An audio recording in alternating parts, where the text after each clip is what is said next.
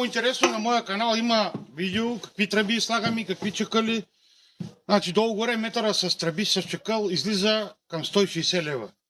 Отвора става 45 см, вътре слагаме тръба 32 см, 315 и се засипа с чакъл.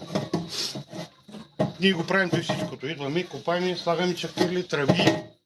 Готово. Пускаш човек помпата и почва да точи. Ако има естествено вода.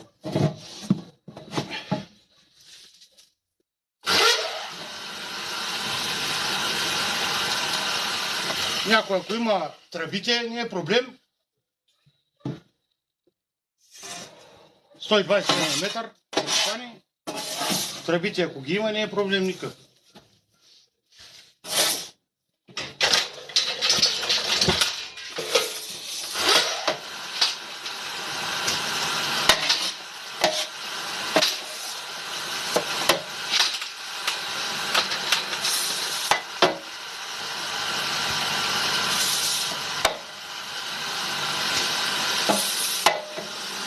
Някой ме пита, може да не е толкова голяма, да е по-малка.